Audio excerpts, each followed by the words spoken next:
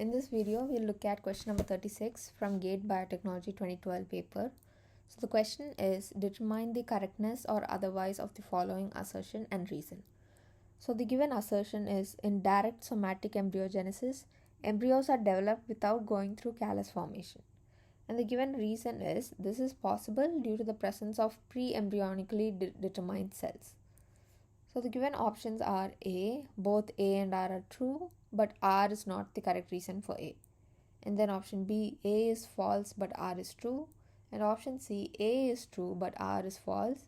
And option D, both A and R are true, but R is the correct reason for A.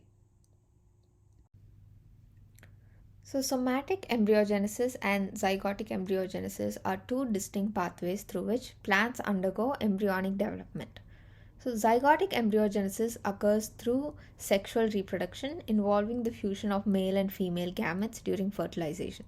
The zygote formed from this union undergoes a series of developmental stages to eventually form a mature embryo within the seed.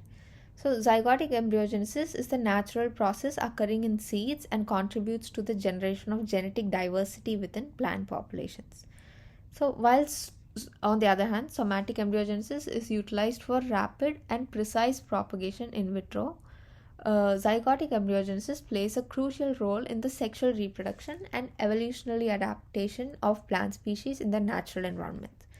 So, on the other hand, somatic embryogenesis involves the formation of embryos from somatic cells, typically induced in vitro under controlled conditions.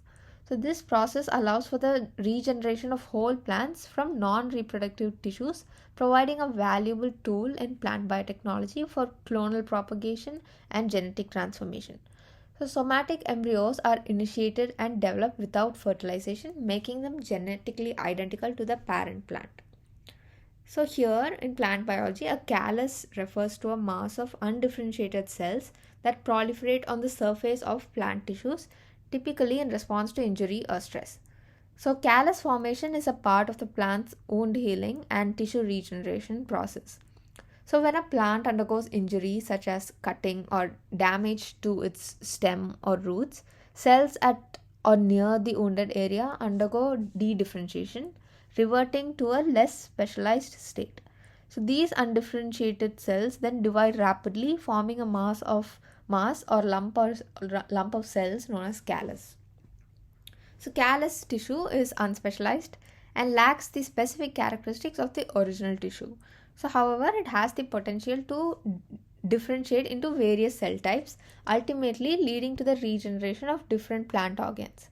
So callus formation is often exploited in plant tissue culture techniques for the propagation of plants in vitro. So researchers and plant biotechnologists use callus cultures to initiate somatic embryogenesis or generate new shoots and roots, providing a method for clonal propagation and genetic transformation in plants. So let's look deeper into somatic embryogenesis. So like we just saw, it is a process where an embryo is derived from a single somatic cell or a group of somatic cells. So somatic embryos are formed from plant cells that are not normally involved in embryo formation. So embryos formed by somatic embryogenesis are called embryoids, and the process was discovered for the first time in carrot by Stewart and Reinhardt. Now let's look at the process of formation of somatic embryos. So the two main phases of somatic embryogenesis include inductive phase and expressive phase.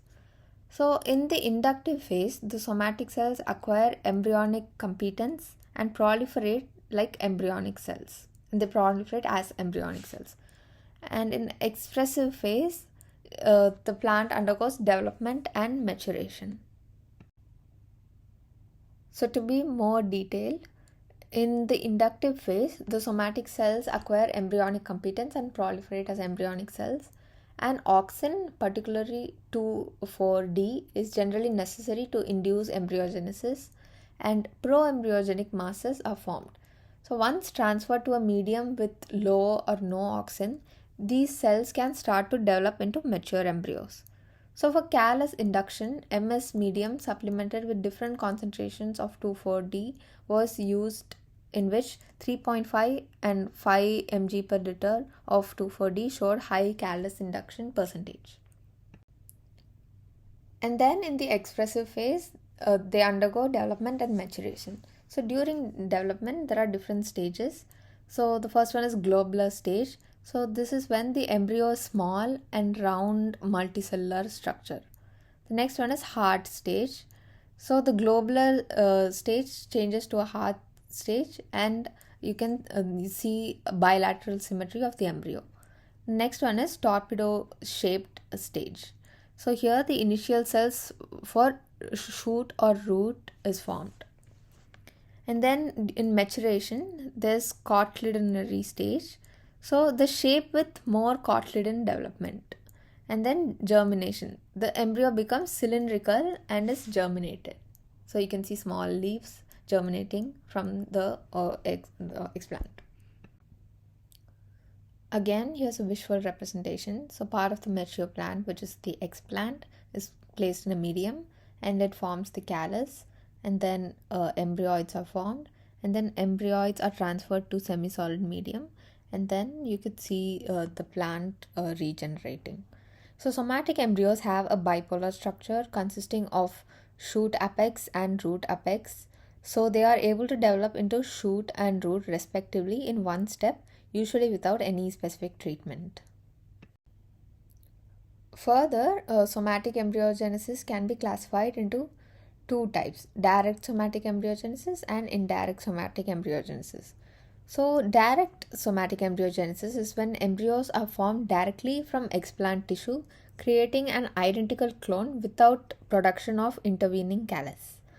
And indirect somatic embryogenesis is when explants produce undifferentiated mass of cells, which is the callus, which is maintained or differentiated into the embryo.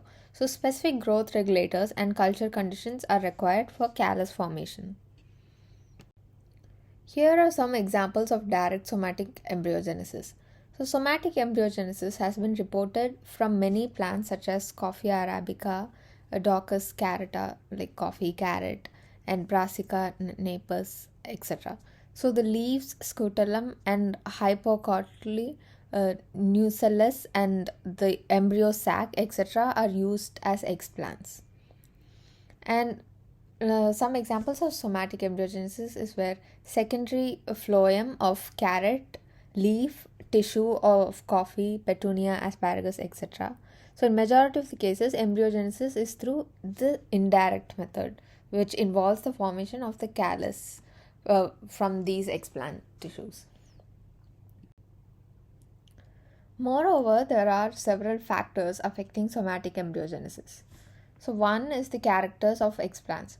So even though a variety of explants can be used, the correct developmental stage of the explants are also important for the initiation of embryogenic callus. So young or juvenile explants produce more somatic embryos than the older explants.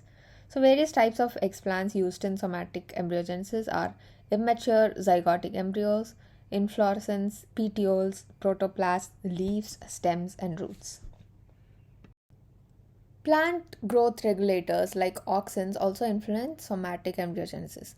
So 2,4-D has been the best synthetic auxin used for inducing somatic embryogenesis. So continuous supply of auxin causes embryogenic cells to divide without the appearance of embryos. So Witherell in 1971 had suggested that continuous supply of auxin induces endogenous ethylene production which suppresses embryo development. So embryogenic cells after treatment with auxin must be transferred to an auxin-free medium that constitutes the embryo development medium.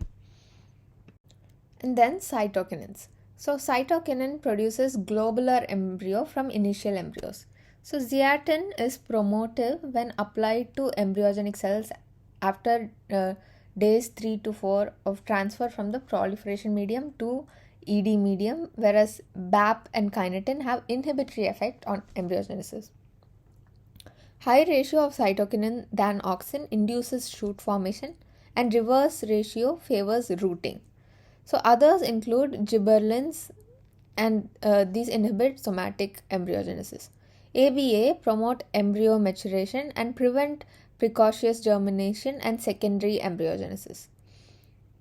So, and then a nitrogen source. So, reduced form of nitrogen is the sole source of embryo formation. Other factors like light generally promotes embryogenesis. High temperature also usually is favorable for embryogenesis.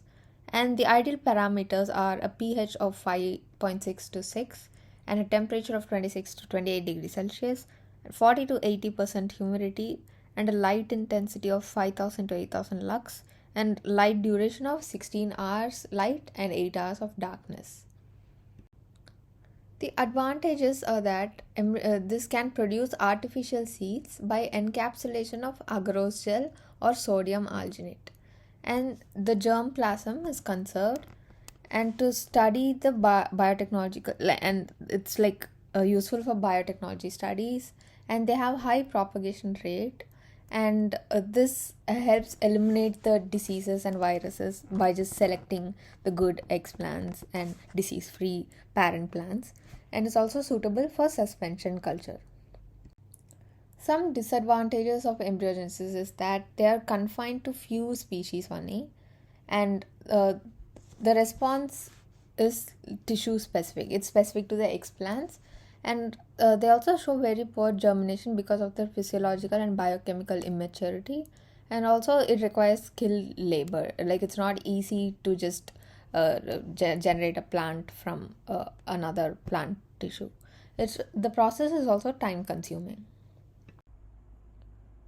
Now, coming back to the question, like the assertion was in direct somatic embryogenesis, embryos are developed without going through callus formation.